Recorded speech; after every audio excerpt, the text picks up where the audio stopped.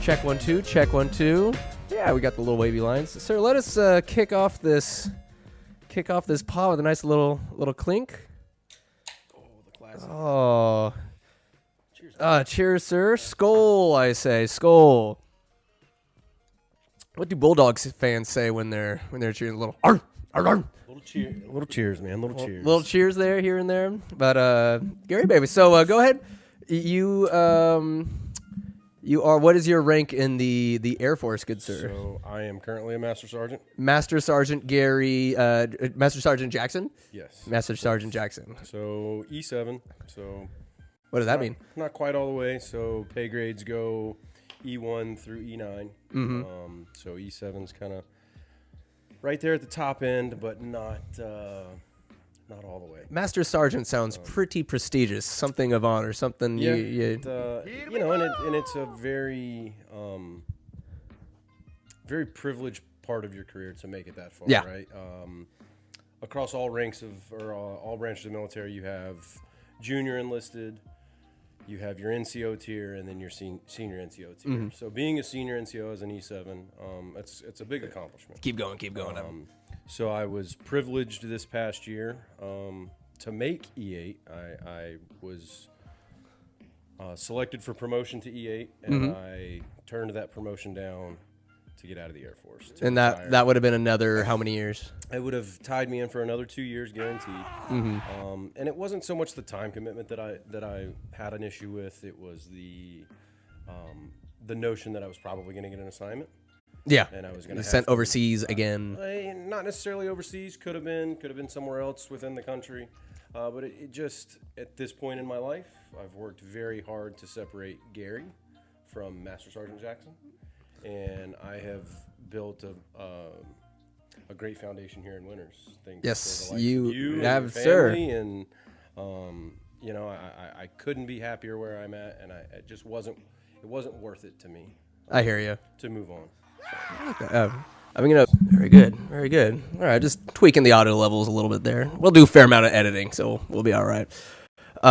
So what is like? I have some Air Force questions later on, but describe to me the difference between Gary the civilian versus Gary versus Master Sergeant Jackson. How does that affect your life, and is it difficult to maintain those two, or think you're being disingenuous to another self, like part of yourself, by acting a certain way? How do you balance those two parts of yourself? That has been a concerted effort for a long time to figure out who those two versions are. Do they get along? There is no Sergeant Jackson without Gary, and there is no Gary without Sergeant Jackson. Of course. Right. They are very symbiotic in that way. That's good to hear. Early in my career, I took work home with me a lot, and it weighed heavily on me. And it put some strain on some personal relationships, and it was a very delicate balance, one that I did not balance very well for a long time. Spent a great majority of the early portion of my career overseas, deployed, away from home, and in 2020, I went through a divorce. 2021, I went through a divorce, and I had the opportunity, and I say this, I can look back now and say this, to weigh a lot of things about myself. Right. And look at how my career and the way I was as Sergeant Jackson and bringing that home affected who I was as Gary in those relationships. By no means did I do everything perfect, but it gave me the opportunity to break down both versions of myself and balance them. And they're two very different versions of me. I am a very different person at work than I am out of work, but rooted in the same values and morals. It would be difficult to see you in a different light in uniform, because you've always been yes ma'am, no ma'am, very very proper, very Very much dignified, very respectful, and I feel like that is kind of a baseline personality trait for even Master Sergeant. But is it like amplified? Is there a certain amount of, say, tactical intimidation is not the right word, but you're holding yourself because you are a higher rank. Doesn't make you a better human being than anybody else, and not at all. then you've never given any impression of that in any way, shape, or form. No. But is it like, I want to connect with this, say, lesser rank on a human level, but does your rank kind of inhibit you to connect in a certain way? Have you ever had Yes. that boundary? You hit the nail on the head there. Yes ma'am, no ma'am was slapped into the back of my head as a kid. It's a good thing though. It's very endearing. Part of who I am. That's ingrained in who I am. And it's no bullshit either. no, Like that. It's like sincere every single time you say it. You know, I remember when I first joined the military, I would go somewhere, a convenience store, gas station, grocery store, whatever. And, thank you, ma'am. Oh, you must be in the military. Well, yes, ma'am, I am. However, that's part of who I am. Oh, also a southern charmer. But to look at that, being a master sergeant and dealing with lower ranks, it's never I'm better than you or I deserve more than you. It boils down to I've done this longer, I have more experience, and I have more knowledge than you. And again, I'm on the enlisted side of the house. Now you have your officer side of the house, and every one of them outranks me. I've got 22-year-old officers that come fresh out of college. What's the difference between enlisted and, like, say, an officer? Somebody goes to West Point, there's that stigma that, oh, you didn't earn your keep to get this rank, but guys who have way more experience are supposed to. So when it comes to officers, you have there's all manner of ways that you can become an officer. You have your West Points, your Air Force academies, your Naval Academy. Those are what we call academy grads, right? They go to a military institution, they come out with a commission. Right. Now you have individuals who go to college, go the ROTC route and commission that way. Or they go to college and then they apply to go to OTS, which is Officer Training School. And if they get picked up, they go through that and they come out with a commission as an officer. And essentially the big difference is officers went to college and got a degree, enlisted didn't, at least at the beginning of their career. Now, a lot of people, myself included, who are enlisted now have degrees. You like that? Yeah, like they use the GI Bill. Like, does the Air Force pay for you to go to school, or is it schooling within the Air Force? While you're on active duty, on the enlisted side, officers are not afforded tuition assistance while serving because that will take away from your service. Well, it does. You still go to school. So while me, when I got my degree, I used tuition assistance. The Air Force, the military paid for me. They paid for my tuition to the university that I went to. When I get out, when I retire in a few weeks, if I choose to continue to go to school or pursue another degree, I will use my post 9/11 GI Bill. Still paid for by the military, by the government. I paid into that early in my career, but I get the dividends on the back. Where'd you go to school? So my original associates, and we joke about this, is through the Community College of the Air Force. It's it's all good. It's part of what we do, and then I pursued my continuing degree through Boise State. I'm gonna twist it around just a little. Hold on, other way. So that little light, hold on. Where are we at? Yeah, we want this towards you, towards the mouth. This perfect. Yep. Okay. Perfect. So honestly, that's a way to defeat the GE general education, because you have to essentially retake high school courses your first year of college. And I'm like, oh, but we're paying top dollar. Why not go to community college or something like that? Just get those out of the way, and then when you're ready to take classes that you really want to dial in on. And it's funny, our Community College of the Air Force degree is, for lack of a better term, it's a joke, right? And I say that, right? We get college credits for going through basic training and going through our continued technical training in our chosen career paths. Right. And the Air Force looks and says, okay, all of the PT we did in basic training, well, that suffices a base level college, physical education. It's got to be worth a couple of credits, right? So, you kind of nickel and dime. Now, I still had to go and take all of my core classes, my math, my science, my English, things like that, speech, communications. So you take those, and then it's kind of like, okay, you sit on this, and then you figure out what do you want to pursue on the outside. What was your favorite class going through that? Nothing Stick out? Nothing. Hold on. none of Nothing. them. Getting out of it. I'm good at math. To say that I like math, I gave up on numbers about the same time they gave up on me. you know, numbers just kind of always click to me. I'm dyslexic. I don't know if you knew that. Yeah, I mean, my father is dyslexic, so it's kind of runs in the genes. And it was a very uphill battle. So With words, like when it comes to reading or things kind of reading, like writing, backwards. I very much struggled with reading and spelling and things like that early on. D's and B's backwards, P's and nines, G's and Q's, even lowercase e's and c's, right? Your brain, when you're dyslexic, it just gets it scrambled. So The if you S's have always been, even now, like I've got to stop and like the S or an 8. Yep. Ampersands are a motherfucker. So I have developed, I write in all caps now because you got something to say, damn it. there is less room for error when writing when you write in all caps than when you write in lowercase. Now, at almost 39 years old, I will never, we'll say, quote unquote, be cured of dyslexia, but I have learned to combat it, overcome it. Yeah. I can sit here and read a passage out loud where younger, that There's wasn't, no that wasn't way. happening. I sounded like the kid from Billy Madison. Today, Junior. I mean, it was bad, and it was a struggle.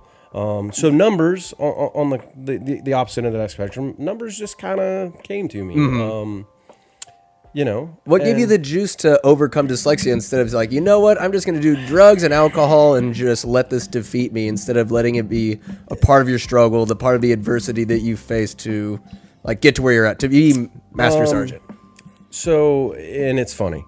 I have 2 older brothers.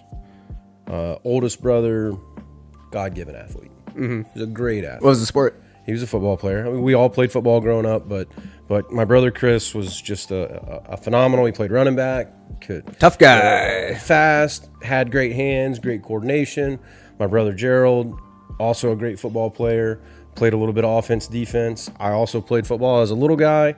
I couldn't catch a cold. squirrely fast, though. I couldn't catch a cold in wintertime. What about defense? You ever play a little DB? I was a scrappy little guy. Yeah.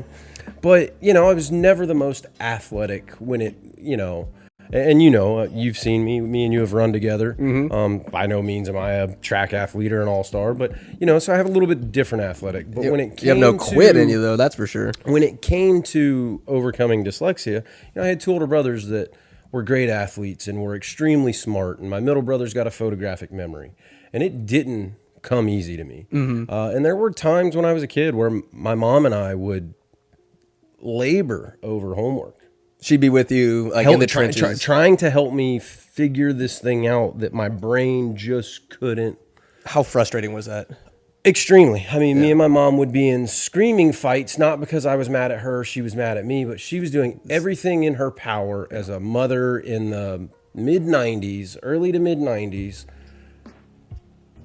with, you know, a high school education herself, a little bit of college, but, not, you know, trying to teach a child who has a learning disability. And it was very difficult. And I went to, we called them resource classes when I was younger.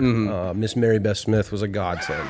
Sounds like a sweet lady. Just She the name itself. She just stayed the course with me, and it really seemed like probably about 6th grade, the light bulb kind of turned on, right? dimly at first. you know, You're like, dim, oh, but I then can do this. Exactly. It was like, I can't do this. Now, there were still man. struggles, Yeah. but then it kind of started to click, and it still never came easy. Still had to grind for it. And then... But you believed in yourself. You're like, oh, And I can do just- this. And me, failure was never an option. It was never.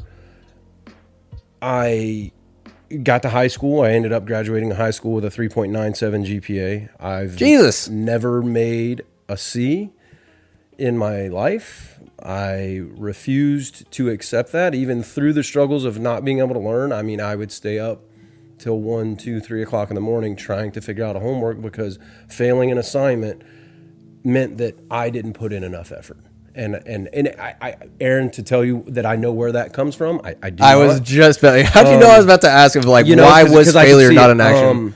Failure is not not a choice. And maybe it was a subconscious watching my dad, who also has the same learning disability, who quit going to school in 8th grade, born and raised in inner city Atlanta. Rough upbringing. Really probably has a 5th grade education when we look at the construct of what formal education looks like. Right. You know, in the 70s, it was, hey, you showed up, we pass you along. We showed up, you pass you along. Go work. And he quit going to school after 8th grade and started working. And my dad will be 64 this year, and he's worked 40 hours a week at minimum since he was 13 years old. That's just the norm. Did he enjoy doing that, I guess? I mean, sometimes life just gives you no other option. Did it out of necessity. He was the youngest of 8. His father was an alcoholic. And so he did what he had to do to help take care of his mom and his family. And then, you know, him and my mom got married when they were 19. My oldest brother was born, you know, shortly thereafter. And then my middle brother, then me. My parents had 3 kids by the time they were 25. And so Dad, there was no option. God, those times are different. There was go to work. There's grind. 5th grade education, but at the same time, that doesn't account for, people think that and be like, oh my God, what a dummy. But the emotional intelligence, the quote unquote street smarts one game. There's not another human being on this planet as wise, and I'm going to take what you just said as wise, with as much common sense and street smarts as my dad.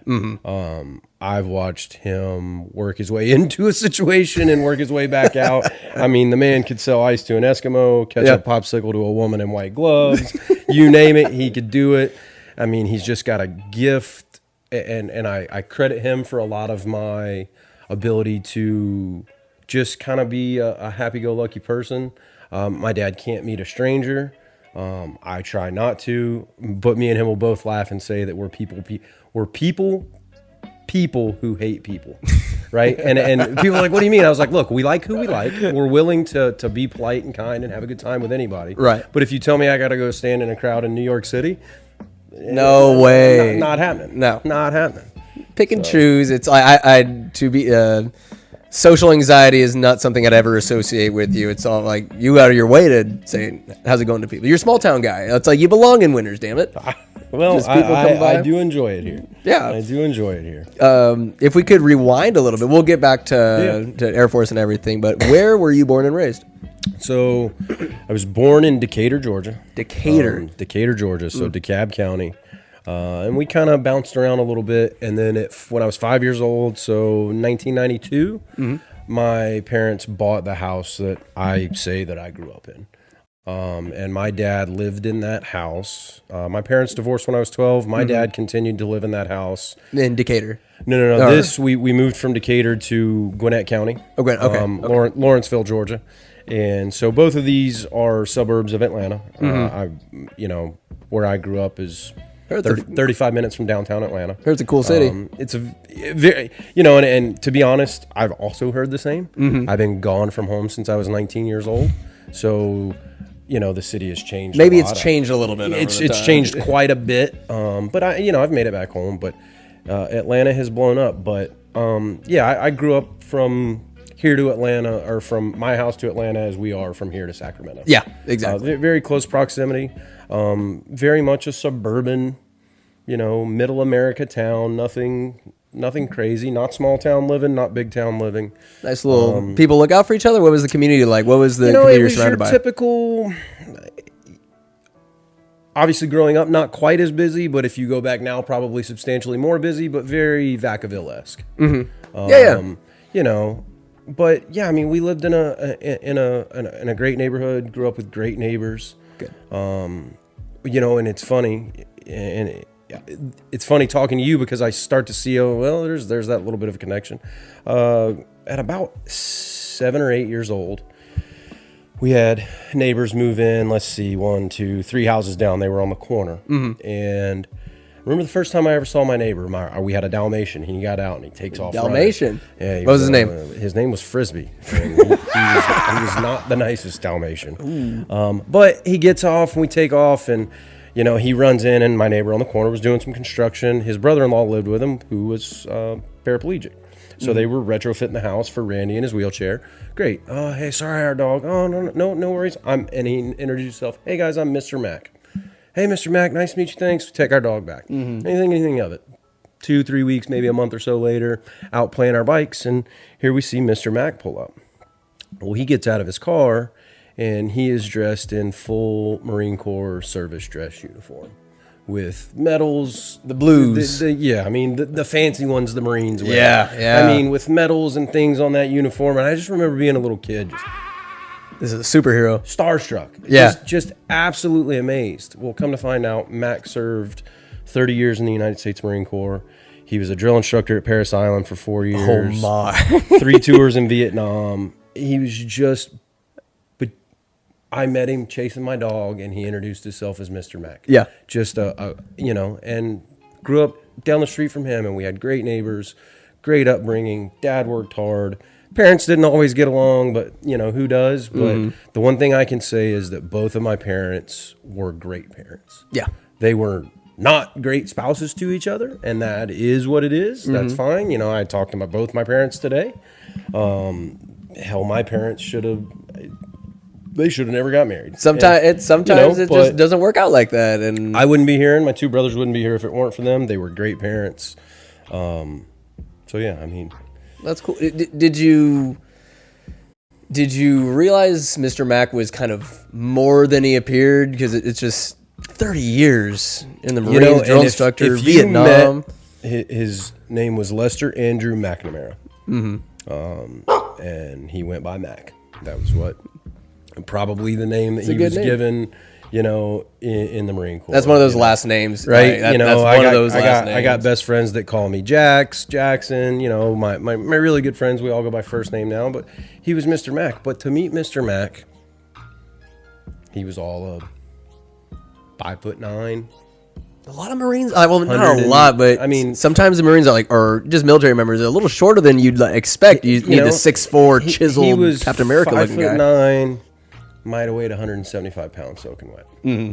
And when you look back, and I'll share, you know, I don't want to get too far in this, but I'll share a book with you that I would like for you to read, because I know you're a big reader, about one of his last engagements towards the end of the Vietnam War. He wrote a book? He did not write a book. Someone wrote a book. It's a book called Seized at Sea, The Rescue of the USS Mayanguez. And it was a cargo ship, or a container ship with hostages, was captured off the coast of Cambodia. And it was towards the end of the Vietnam War, as we were coming down out of Vietnam. And Mr. Mac was a gunnery sergeant. He's on the cover of the book. And it chronicles the story of what that battle was to take back that ship and take back that island. That's intense. Yeah. That's very intense. You know, so I meet this guy as my neighbor, and then I come to find out years later that there's this book, and this guy is a decorated war hero. Yeah. And, you know, it's just like, man. That's incredible. You never know who you're standing next to. He could have been a douche. He could have been like, you need to bow and respect to me and my he was eminence. just the most humble man that you could ever meet. In the South, I mean, to shift gears too much here, but in the South, I have experienced nothing but Southern comfort. The hospitality, the people down there have always been super nice. Like I remember walking to a liquor store one time. I was in Pensacola. The guy just said, "How y'all doing?" And that was all. How y'all doing? Just so endearing and nice. But there's also a flip side of what people experience, or maybe there's stereotypes that are unfairly pegged down there of just racism and whatnot. They are very real. From someone who's born and raised down there, what's the dynamics of not only just the hospitality and the friendliness, but then you get that flip side, the other side of the coin of just the prejudice and intolerance and racism. You know, Aaron, the South gets that rap. Hey, you know, white trash hillbillies, right? Yeah, that exists In winters as well, in California as well. And, you know, and that doesn't exist. The South operates at a little bit slower pace. Not quite in as big of a hurry to get to the place. At least the version of the South that I remember. Now, remember, I've been gone from Georgia for 20 years. You know, a lot's changed from 2005 to 2025. A lot slower. People are would appear to be politer. But some of that is just natural. It is what we were born and raised to, and I joke all the time. I'll pass a stranger on the street, and it's weird. I'm very much, if your head is down and you're looking at a thing, I'm not going to bother you and engage you. But if we are walking down the sidewalk, coming towards each other, and you make eye contact with me and me with you, I'm going to engage and say, hi, how are you? And it's funny because so many people either A, aren't used to that, or they're like, what the fuck is that guy saying hi to me? I don't know him. They'll just give you a look and keep walking. Just as much as I can be polite, I can be a very passive aggressive asshole, and I will let that person walk past me, and I'll be like, well, go fuck yourself too, or and it's not because but it's like, it was something as simple as, hi, how are you doing, right? That's just part of who we are as a Southern people. But I will tell you, the stereotypes that you mentioned in parts of the South are they're there, very real. I recall a guy, my cousin's buddies, he officiated his wedding, said he went to college in the South, or at least was coaching down there basketball, and he went to a college, and they had their cannons pointed to the north for when the war reignites. I'm like, that is some frightening, but it's not everyone. It shouldn't be the stereotype plastered over everybody in the South, because I've met some amazing, friendly, down-to-earth people. And to the same aspect, right? I lived in New Jersey for 11 years, and everybody's like, oh my God, New Jersey, New York, Yankees, they suck. I met,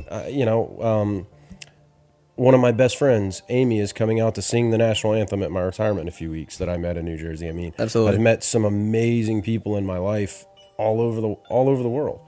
So yes, it's easy for us to pigeonhole people from regions, and I could, same thing. When I moved to California, I'd never been to California before I moved here in 2020 because of the military. And I'm obviously smart enough to know that regionally things are different, but growing up as a kid in Atlanta, bunch of surfers over there. That's it. You assume, hey, dude, yeah, sunshine from Remember the Titans. Yeah, that's everybody here. That's what we swore California was, and we didn't know any better. I didn't understand that if you drive, 6 hours from LA, you're in rural country. We got some countryside for you. So, again, right? We can all assume the thing, but it is very different everywhere you go. Growing up in the South, who were some of your kind of life mentors and influences, and like how they impact your life, and kind of, did they direct you towards the military, towards the Air Force? And I'll go back as far as joining the military. Again, when I met Mr. Mack, I kind of always oohed and awed. I was like, oh, that would be a really cool thing to do. And it kind of that flame always flickered there.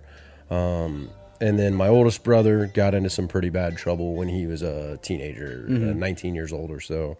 Got in some pretty good trouble with the law, and it was, hey, son, you can go to jail for a long time, or you can join the military. And there was a Marine Corps recruiter that was at the court hearing, and my brother chose to go to the Marine Corps. And so it was very much, you know what, man, that is actually really cool. So it kind of reignited that flame, and I kind of held on to it. And then I got to be a little bit of a teenager, and I had other things on my mind for a while. Oh, I wonder what. Yeah. So, and it kind of ebbed and flowed. And then my stepfather, God rest his soul, I remember getting in an argument with my girlfriend one night, and I'm on the phone. And I get off the phone, Teenage years? Yeah, teenage years. Yeah. I'm 18 or so, 18, maybe 19. I don't even think I turned 19 yet. I'm just huffing and puffing. This is ridiculous. And I was like, I got to get the hell out of here. And he's like, and I remember Joe looking at me and saying, well, why don't you join the Air Force? Because Joe's dad, Joe was my stepfather. Yeah. His dad did 4 years in the Air Force way back when. And so he was the Air Force, was there any other branch in mind before that? So I wanted, if I was going to choose to join the military, I wanted to join the Marine Corps. But it was never really a serious thing. And I remember being on my mom's staircase at her and Joe's house. And by this time she'd moved to Northwest Georgia. And Joe just said, why don't you join the Air Force? And it was just a shameless, innocent, quick plug. And I was like, yeah. And I went and grabbed the cordless telephone, and I grabbed the... Cordless, you say? Cordless. Big time. We were fancy. So fancy that I had to go grab the Yellow Pages to look up the number to the recruiting office. Right then and there, right after I that. mean, literally in that moment, I went and grabbed the Yellow Pages, cordless phone, and I called the recruiting office. Of course, it was after hours. So I left the message. I said, hey, this is, Gary Jackson. I might be interested in joining the military. That must have been one hell of an argument with your girlfriend at the time. But don't even know. No, whatever it was. We can't No even remember. clue. And so I went and met with a recruiter, and well, they do what they do. They sell you on the thing and make it sound great and glory and glamorous. And here we are 20 years later. A good. Do you remember the recruiter or what they said specifically? That just we're gonna party. You're gonna get on the international so his woman. name was Staff Sergeant Ryan Lockery. And if I were to have ever crossed paths with him in my career again, I would have probably punched him in the face. No shit. Not because he not because he sold me a lie, not because what the military wasn't what he said.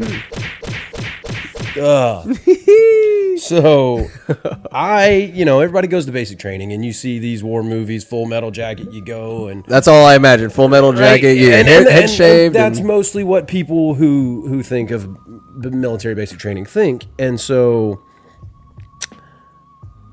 Okay, man, I'm going to go to basic training, and they're going to issue me, new toenails and new fingernails. They're going to issue Absolutely. me the 9s, right? Camouflage, painted. And we're gonna everybody's gonna wear the exact same thing, the same underwear, the same bar of soap, because again, that's what I've seen in the movies. But my brother, who went through Marine Corps basic training, he's like, yeah, man, I didn't take anything when we got there. They just issued us gold bar dial soap. We all had the exact same things. So I'm like, okay. Little did Gary know that there's this entire list of things that I was supposed to take with me to basic training. China. That my recruiter knew that I was supposed to take with me to basic training. That he never supplied me with that list. Was it incompetence or just who knows? When you look back at recruiting, they're salesmen. They are literally absolutely. used car salesmen that have to meet a quota. What should you have brought? Everything. And what did I bring? You showed up naked? I showed up wearing very much what I am wearing right now. Jeans, a shirt. A pair of blue jeans, a plain black Fruit of the Loom t-shirt, and a pair of solid black DC tennis shoes. I had a travel stick of deodorant in my pocket, a travel toothbrush and toothpaste. There we go. My enlistment papers that I had to take with me. Did you get the hobo bag with your stuff wrapped up at least? And a wallet. I literally had the paper envelope with my papers, and everything else was in my pocket. And what year is this? This is 2005. This is August 2005. So I left for basic training on August 9th, 2000. I technically flew out on August 8th, got to basic training on August 9th, 2005. So you're on the plane, you show up where? Show up to San Antonio. San Antonio. Fly from Atlanta to San Antonio.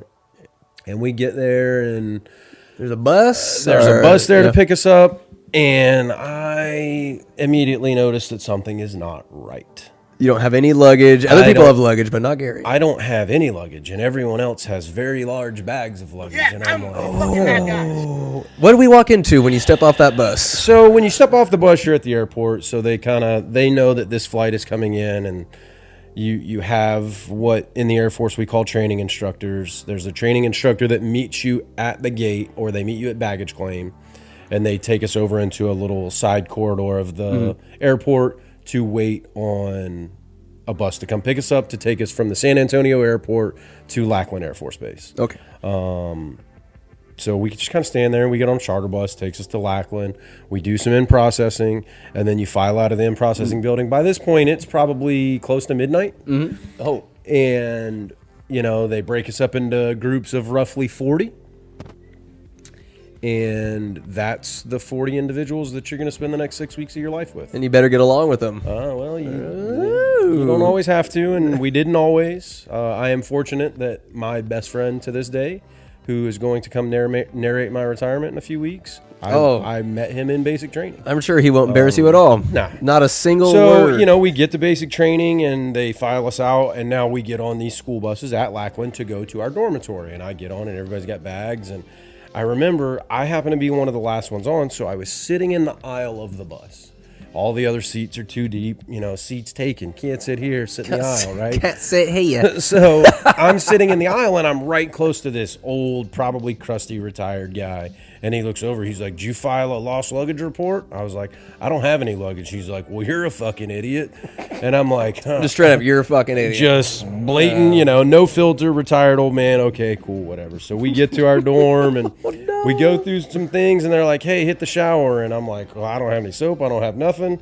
I played sports, man.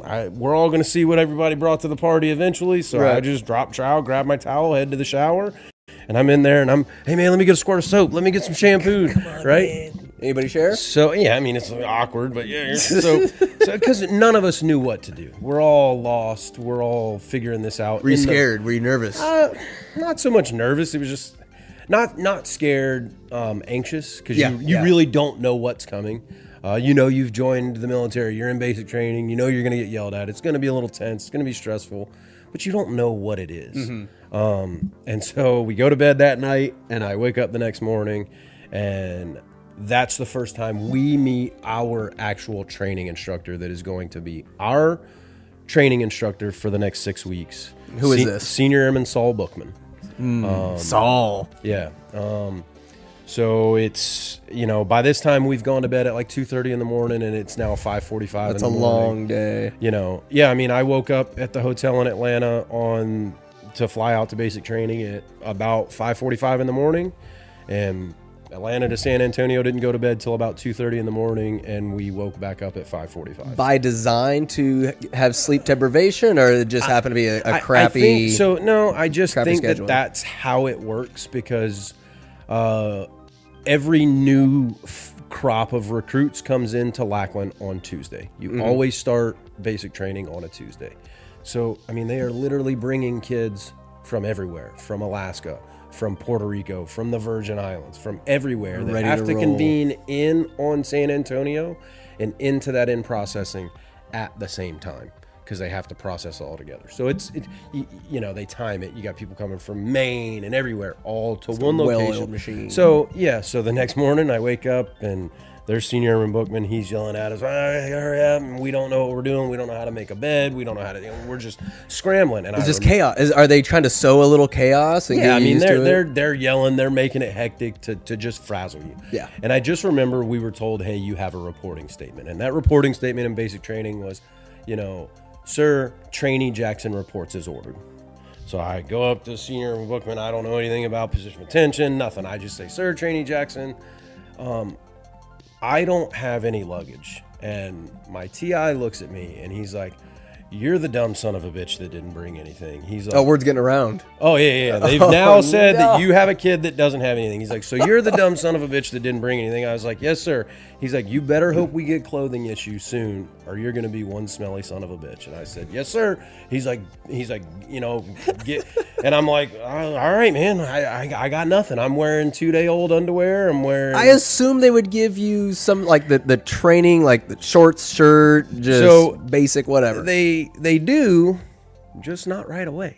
So now One day one stupid- hits and we've got to go do this and we got to go to medical, and then we end up getting clothing issues. Kind of inauguration. There's Yeah, like you got to go get in formalities. processed. You got to go get Yeah. shots and all this stuff. Get your head shaved. The whole Full Metal Jacket. Everybody getting their head shaved. It's not PT out the gate. Nope. So your first week there, they call it Rainbow Week because you're getting in processed. They have to put you through things. We have to take a drug test because if you fail that first drug test, they send you home. And there were 2 kids in my initial crop of 40 that thought, "Okay, I've passed my drug test at MEPS before I left for basic training. I'm going to go party with the boys one last time." Not realizing they were going to get a drug test when they got there. Were and they devastated? Like, I mean, really, I think at that point, you haven't started anything, so you can't really be devastated. are you unless- eligible to come back at all? Like, I don't know. never saw him again. I don't know. That- So, oh, you go through all of man. this stuff. So that first week, there's not a lot of PT, but there is a lot of hectic. Yes. But we finally get clothing issue, and they issue everybody the same underwear and the same socks.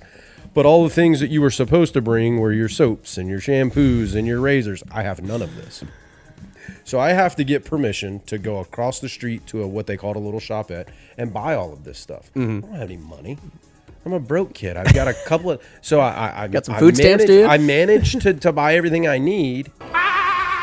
And I remember like, hey, they're like, you need to buy a bag. I was like, well, I don't need a bag. I'm just going to take this clothes and throw it away. Yeah. I don't care. That's why I wore a plain black t-shirt. They're like, you can't do that. I didn't understand. And it's not until you go through the process and get a little bit further. Oh, I understand why they made me keep it, because if something happens, if you fail out of basic training, cause you need clothes. You need clothes to Can't go send you home. home naked. Shoot. they're not going to send you with your uniform that they issued you. So I was like, I got it. How is it? Do you remember these things so vividly? This is 20 years ago, and you remember forgetting the clothes. Like, was it that much? You know, like, and it's funny. I literally talked to someone the other day. It was a young airman at work. And me and you could sit here and have a 2-hour conversation, and I could replay every moment and every word of the first night of basic training like it happened today. it's just, And I don't know if it incredible. was because, and by no means am I a guy that's got a great memory. It was just, that was the thing. That was the moment when my life changed. Yes. Yeah. I've literally gone from a kid who didn't really have anything, and I had some jobs, and I was respectful, but this was the start of me doing a thing, whether it was going to be for 4 years or whether it ended up being for 20 years. Did you realize in the moment that your life was changing? Like, this is going to be a journey. I mean, obviously you didn't know it was 20 years. No. But like, I'm changing. This is a life-changing moment for Gary. Yes, and you go through physical transformation, you go through mental transformation, and you realize that because of the things that you've gone through, and not necessarily, I mean, yes, basic training gives you a little bit of that, but the more you get into the early stages of your career, you realize I'm not like everyone else. I'm not Like civilians. Yeah, I'm not like the kids that I grew up with. I don't have the same luxuries and liberties that I had. I've given all of that up by choice. There's a lot of things I don't get to do because I'm in the military. There's a lot of things I don't get to say and opinions that I don't get to speak because I'm in the military. You gotta people talk, people listen, people talk, and that could come back to bite you. Yeah. So, do you learn that the hard way, or is that just seeing other people kind of? You just kind of learn, and hey, we don't talk about you don't talk about politics, religion, and finances. China. Yeah. You just leave those alone, right? And that was a standing. I have got a core group of best friends that I met early in my career that we're still best friends, and that was our rule. Hey boys, we're gonna get hammered drunk, and we're not talking about politics, money, or religion. Like what brings people together, music and food, or what? That's what I love about the military so much. It's just a melting pot of every race, ethnicity, like what have you. It's just comes together. And if I may quote from Full Metal Jacket, here you're all equally worthless. Yeah. Just everybody's going through the shit together.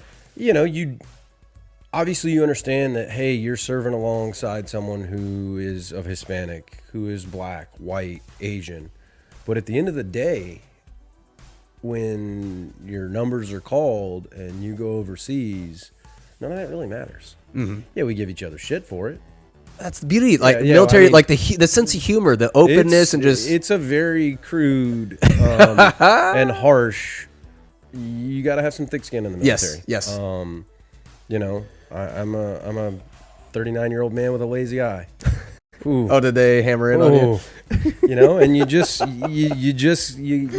got to be able, if you're willing to dish it out, you got to be willing to take it in. Absolutely. And nothing we say or do to each other is derogatory or meant to be hurtful. Yeah.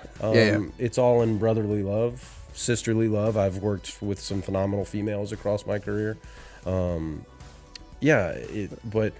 boy, is it I have said some of the most heinous, unforgivable things to the people I love most. Yeah. Just very, just ruthless, rip heart out kind of stuff. But Yeah.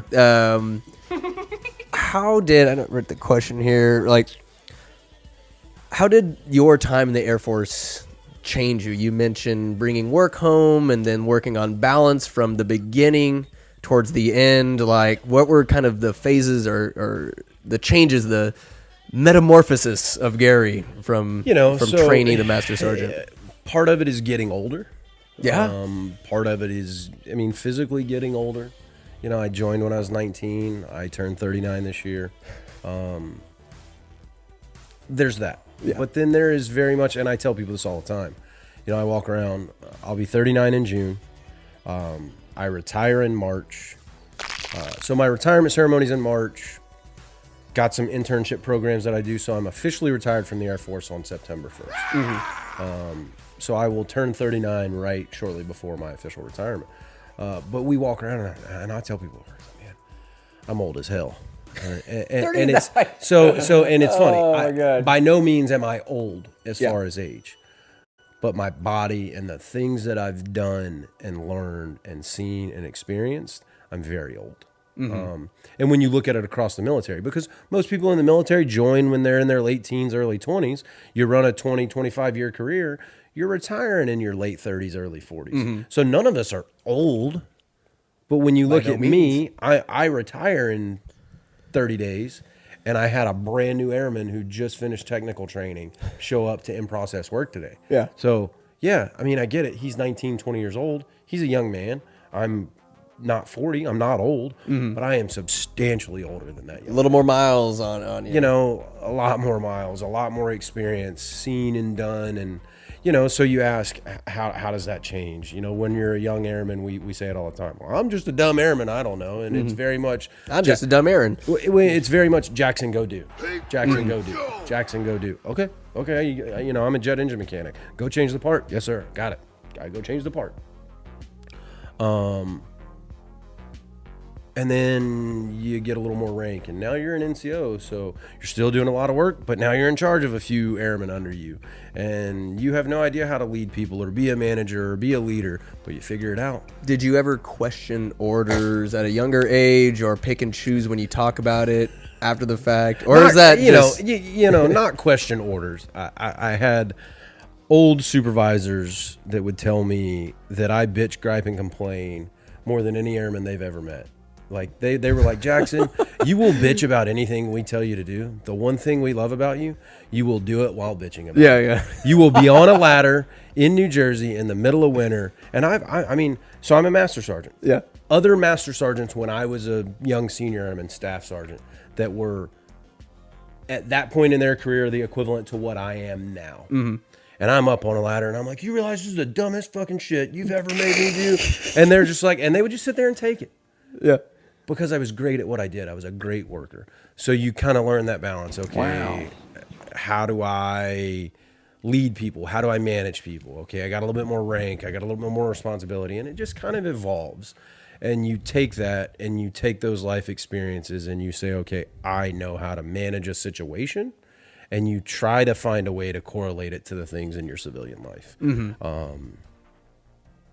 And a lot of it translates. Absolutely. That's what I like about sports and the discipline. Some of the wrestlers that I used to interview when I wrote for the paper, just the discipline on the mat and that hardcore. Just I'm dedicating myself to this and giving all myself. I wrestled in high school. You wrestled, did you? I did. I was not very good. Well, you said you're a small, scrappy guy. I was not very good, but I enjoyed doing it. You get some wins. You get some Stone Cold Stunners in there. Got a handful of wins. Yeah, no big deal. I was more of a diamond cutter man myself. Dallas, little diamond Dallas Page. That's one of the questions I was going to ask you, like as we wrap this thing up later on.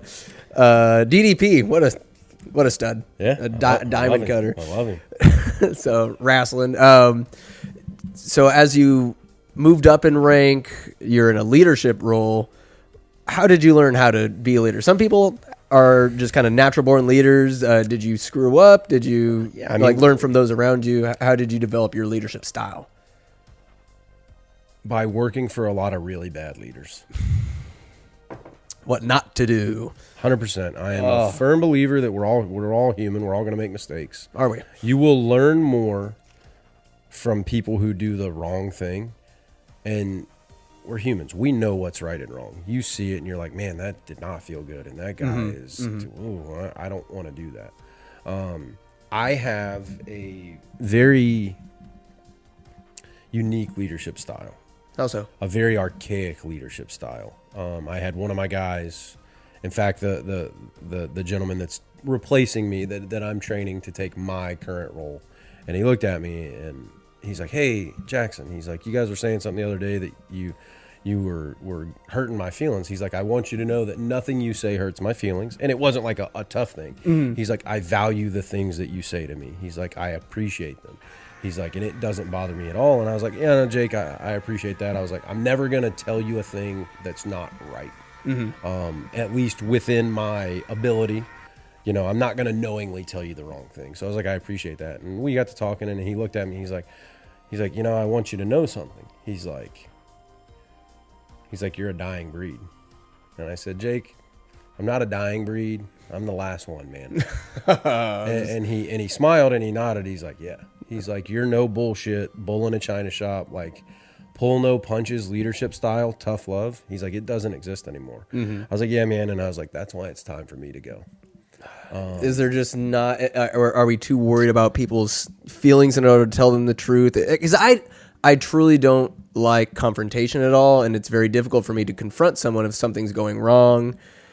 Is that something you ever struggled with, or it's like, hey, the truth needs to be spoken, it's objective, and we both need to accept, you need to hear it from someone, might as well be me. You know, and again, Aaron, you know Gary.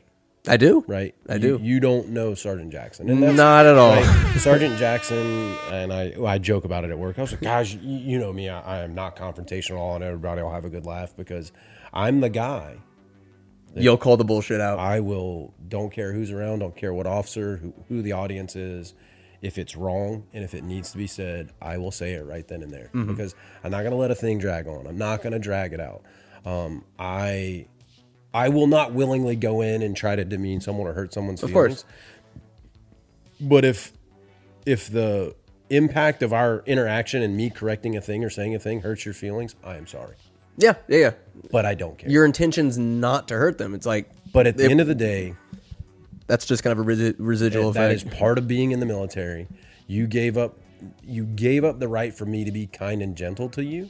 So I'm not. But what's happening is the Air Force expects me to be. Is that something that you would have done going into the military, or something you developed through this 20 years of this crucible of a military career? It was a very developed. I've always been a very honest person. Yeah. Very, Honesty. What's that? I've heard of it. I tell people it's way too hard to not tell the truth and beat around the bush with somebody and tell lies, but you got to keep track of that shit. Yeah, absolutely. And I'd rather just tell you how it is. Say the thing that's hard to say that needs to be said. Then I don't have to remember what I said. I don't have to worry about, what version did I say? Nope, I just said what needed to be said because it was the right thing to say, and I move on. It's so much more emotionally satisfying to just say what you mean, because I've beat around the bush and I'll jumble words and end up saying kind of what I want, but not exactly, when it's just rip the Band-Aid off, say it, tell it as it is, and then both parties, yeah, there could be a little like, that made me feel bad, but it's like, hey, it's out there now. The truth has been said. And trust me, there have been times in my career where that approach has gotten me in some hot water. And it has rubbed people the wrong way. And it's gotten me, I've had my ass chewed. Is it picking and choosing when to do it? I mean, it should be done, but... Yeah, I mean, early on, I was a bull in a china shop. I didn't care. And so now, as I've gotten older and I've experienced it, I pick and choose when I need to do it and when I feel that it's worth my effort to do it. Okay. Because if I was to have stayed just full throttle, vein popping for 20 years, I'd have probably might be dead. I'd probably already died of a heart attack. What if you're able to give an example? You don't need to name names or anything, but what's an example of a time that you had to call out some bullshit and rectify a situation? If anything comes to mind. It probably happened sometime this week, to be honest with you. But I don't want to say rectify a situation. I can go way back when. Staff sergeant. So I was an E5 at the time. This was probably 2000, maybe 2009, 10 time frame. All right. So you've gotten some traction in your career. I've gotten some traction. I've been an NCO for a while. I'm still cutting my teeth learning. But at that point, I'm still very much a mechanic. I'm still out there doing the thing. But I'm charged with leading people, teaching them how to be better mechanics, and I didn't take shit from nobody. You like that? And it's You have something to prove, or like what? It was just, hey man, we're here to do a job. Yeah. Our job is to fix airplanes, to supply safe, reliable airplanes to pilots to meet a mission. And come hell or high water, man, we're gonna do what it takes to get the job done. Absolutely. And it's nighttime, New Jersey, winter, cold. It's raining. I remember it was the scene out of Forrest Gump. Seemed like the water was just coming up from underneath. Oh, man. I mean, it was just pouring rain. And I got me and one other NCO with me, and I got 2 airmen, and we're changing a main engine control, a fuel control on an aircraft engine. It's a job that 2 good mechanics should be able to knock out start to finish in probably 6 to 8 hours tops. Takes some doing though. It takes some doing. It's pretty. It was one of the more intensive jobs. So we were training these 2 young airmen, and they take the first 6 hours of the shift to get the part removed. So I've been standing in the rain, having to watch them because I need to train them. You're letting him do it. Letting them against my will because I don't want to be in the cold. I don't want to be in the rain. I want to throw them the hell out of the way. And when I get the hell out of the way, I need to finish this so I can go inside. So we break, we go to lunch, we grab a sandwich, we come back out to finish the job. And I remember before we got off the work truck, I looked at him, I said, hey, do we have everything we need? We got all our tools, we got all our hardware, our equipment, everything we need. Yes, sir. All right, let's go. All right. I was like, all right, man, buckle it on. It's fucking pouring rain. All right, so we get out there. And like, all right, man. So the 2 airmen go to start the install of the component. The first thing they got to do, they got to put a big fuel seal on. And so you've got to put a petrolatum, like a fuel additive to seal this thing to part of the motor. And they go and they're like, oh shit. Where's the pet?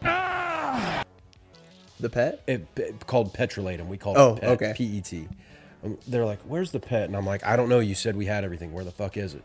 I think we left it on the truck. So now the blood starts coming up. Yep. And I'm like, what the fuck? So I dig in my pocket and I pull out my jar of Carmex lip balm. And I'm like, use this. Lip balm is a petroleum-based. I've used it to seal fuel seals. So I was like, so here I am. I give up my whole jar of pet or lip balm to lube this fuel seal. Put it on. And I was like, you know what, guys? Actually, just get out of the way. I was like, you guys are done. You guys can watch me and Josh do this task. And so I look at him. I was like, all right, man. I was like, I'll get down. You stand up. Because it's a pretty heavy part. So I had to get down on my knees under this engine in the rain. He's standing behind me so that when I go to pick it up, put it on my shoulder, he can help me hold it up to the engine. Right. All right. So we get it stabbed, put in place. And I remember kind of one hand, and I reach behind me like this. And I say, hey, give me the hardware. No way. I was like, where's the fucking hardware? Oh. They don't have the hardware. They've left it on the truck. How far away is the truck? Truck's already drove off. It's going to take other maintainers to do another job on another thing. Who knows? So they're probably across the flight line. So how red is Gary's face now? It's the color of my Georgia Bulldog hat that I wear regularly. So not good. Not good. Look at Josh. I was like, man, get the hell out of the way. And so I kind of get up and I'm holding this part against the engine. And I call the 2 airmen over and I was like, the fuck over here. I was like, you're going to hold this against this engine with no hardware until the truck makes its way back around and we can get it. And it's pouring rain. And this thing weighs 45, 50 pounds. And there's a tiny little spline shaft on it that if that gets weight put on it, it can bend it and damage it. I was like, that thing had better not move. Not my proudest moment, but I then proceeded to stand behind these 2 airmen. And I cussed everything they love, their dogs, their cats, their pet spiders, their moms, their dads, them. I probably said a lot of things that weren't very nice. Blowing a gasket. I blew a gasket. I had 2 grown men in tears in the pouring rain. You made him cry? In New Jersey. Gary. Not proud of it, but it's one of those. It was in that moment I realized, okay, I have that version of me. I need to learn to tweak that. Not in love with that guy. Not in love with that guy, but I've had to pull him out a few times in my career. Was there like satisfaction? Were you able to like? In the moment, you're satisfied because you're pissed, but you look back as you get a little bit older and you're like, man, I probably went a little too far. Right. So you learn to tweak that. But there's times, I mean, where I've been in meetings and people have gone to say something and they're saying the wrong information. And instead of being like, oh, no, that's okay. I'm like, no, you're an idiot. That's wrong. Like, stop talking. We're going to give the right information. Was that verbatim or, because there's a way to pick and choose how you say it. It's like, okay, this person, I could say an idiot. They'll be okay. Yes. There is picking and choosing. However, I have developed a reputation where people just understand that that's who I am. And it's weird. I've moved from different bases to totally different dynamic of people, and it inevitably comes out very quickly that that's the person I am. So for whatever reason, I have been fortunate enough to get away with saying and doing some things in my career that others could not. The reputation preceded, and that's just what's expected. The fact that, hey, this is the guy that's gonna say whatever needs to be said. However, he has the skills, the knowledge, and the capability to back up being able to say it. Because if you couldn't back it up, then nobody's gonna take you seriously. If you were a complete idiot and didn't know your job and you sucked at your job, but you tried to be the way that I am, you'd get no. But, and I tell people this, and I don't say this to toot my own horn. Your cat's Kit Kat. Cat's scared the crap out of me, by the way. Yeah, she was like hiding back there. So I don't say this to toot my own horn. No. I was the very best at what I did when it came to being a jet engine mechanic. And that was honed over years of troubleshooting and working. There was... Screwing up too, I'm sure. Making plenty of mistakes. Had a lot of supervisors that mentored me and taught me very well, but I made a lot of mistakes under their tutelage. Some that they let me make and some that we made together. But it was a known thing when I was still turning wrenches early in my career that there was no one that was a jet engine mechanic at that time on that airframe that I worked with that could do it as well as I could. And that wasn't something, and back to kind of what we talked about earlier, failure was never an option for me. So when I got to McGuire as a young airman, I got there with another small group of airmen that were also jet engine mechanics. So we were like a group that were going to come up through the ranks together. Right. But I made a decision in my head that I was going to be better than them.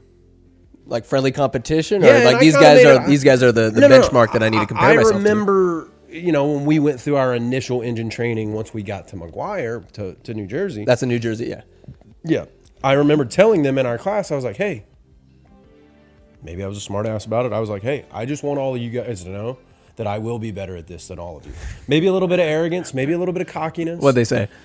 Whatever, man.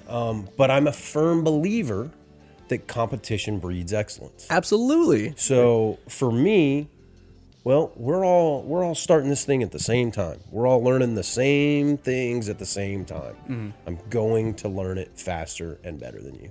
Not because I want to say that I'm better than you, but it wasn't an option to me to be that guy. And we hadn't had a new airman in what we called jet shop, us jet engine mechanics. They hadn't had a brand new airman in 2 years. So you got a lot of guys and gals that have been doing this for a long time that are really good at it.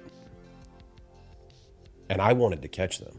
Were you cool with these guys before making that declaration, or cool with them? We lived in the dorms together. We hung out. We drank beers. You're like, by the way, okay. So there's a little bit of rapport. Not, I don't know these guys. Weren't guys that I'd never met, and I'm like, you guys, I'm going to be better than you. Screw you. No, I mean, we lived in the same dorms together. We worked together, right? So we knew each other. To say that we were best friends, no. One of them, not familiar. One of them is still one of my best friends to this day. In fact, he lives in Stockton.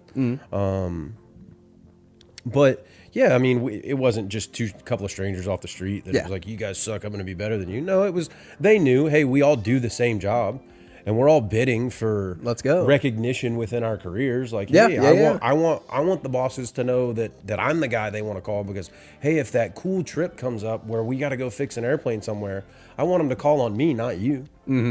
Well, the only way to do that is to be good at what you do. Everybody's kind of feeling that they got to feel the same way. A little innate competition. You would think, but a lot of people are just willing to do enough to get the paycheck. Just maybe they're not in it for the grandeur. Like, hey, I just want to skate by, put in my 4 years, get that GI Bill, or get that retirement or whatever. Because a lot of Yes. like guys, like my buddy Yvonne, he went to the Marines, and I've always had the utmost respect for people in the military. But he shined a light, and it's like, yeah, some people are just they're pieces of crap, but they're just tough enough to make it through basic training and then usurp their power and take advantage of their position. Which Enough really to, sucks. I mean, there are quite a few, and there are some that do the 4-year variety. Hey, and I got no problem with that. Do your 4 years, do it right, get your GI Bill, cool, move on. There are a lot of people who do 20 plus years, just for but dude, just enough. the C plus, you know, effort. because really, it's not like sucking at working at McDonald's where it's like, hey, you suck, I'm gonna fire you because it's a McDonald's. Like, we can't just fire somebody in the Air Force.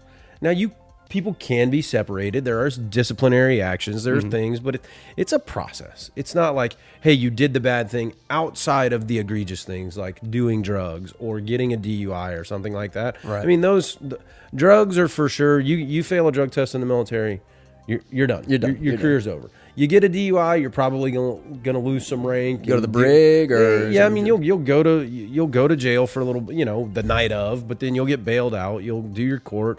Probably gonna lose a stripe. Probably gonna get some money taken away from you. But they're not always gonna kick you out of the military. There have been cases where, hey, you got a DUI and we're in an ebb and a flow of manning in the military where, hey, we can afford to get rid of some people. Then you're gone. It's a bad, yeah.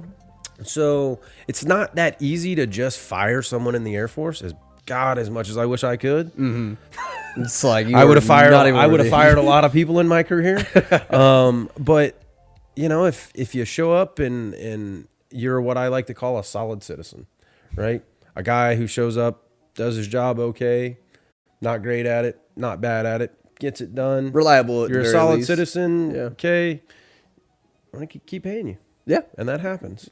Do you think because alcohol has been like highly attached to military members and whatnot? Do you think that weed should be available for military members? I mean, obviously not on the job. So but- it's funny, right? Both my older brothers smoke marijuana. Obviously, it's legal here in California. It's a prevalent thing.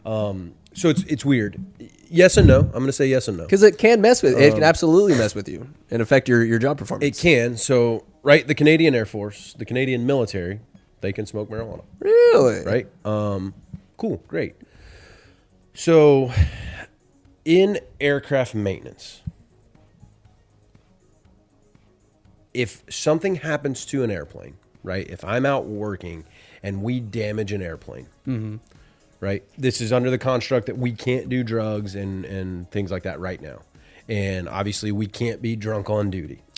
So, right, if me and a group of guys are out doing something and something happens and we damage an aircraft, one of the first things that's going to happen is we're going to go take a drug test. Absolutely. They're immediately going to drug test us. They're going to check us for alcohol, and they're going to check us for drugs. Hey, are you intoxicated, and do you have drugs in your system that could have impaired you that caused this thing to happen? So with that, if marijuana was to be allowed in the military, there is no way if I smoked marijuana today and I don't smoke for 5 or 10 days, it is still in my system. So 2 weeks after I've smoked marijuana, I damage an airplane, I go take a drug test, it's going to be in my system. Right. They don't have any way to know, did I do that this morning on the way to work? Or did I do that 2 weeks ago? So there's not really a good way Still for us to monitor that. And so with that, with the nature of at least what I do in aircraft maintenance, no, I don't think that it should be. It's not worth the risk. Not It's just worth putting the your risk, career right? on the line. Do I understand? Obviously, having brothers that do it, and obviously the stigma of it has changed over time, and there are a lot of benefits to it. Great, man. I would love that, man. There's so many people in the military that have back problems, knee problems, shoulder problems, anxiety issues, depression. Yes. Right. That there are proven benefits to this. The military just hasn't figured out how to balance. I guess I'd rather have, say, current military members or ex-military members that have issues because it's very rigorous on your body, the travel, the day-to-day. I'd rather have stoners than raging alcoholics that it's just a downward spiral. Maybe when they get up, it's opioids or whatever. Yeah. And It's very much I reality. had like an idea. Maybe it's viable, maybe it's not. I'll toss it. I'll do a sales pitch for you. If someone in the military opts to like, hey, I want to smoke, then maybe they can make it be transparent, be like, hey, like this is what I like to do. And it'd be a little over the top, but if that's what you want to do, meet the middle ground of the kind of strict military protocol. Like, hey, check in with your CO. Like, I am not stoned. They could do a visual check. Your eyes are clear. You see, they can give you that kind of handshake. You get the approval for the day. And it'd be a pain in the ass to do that every day.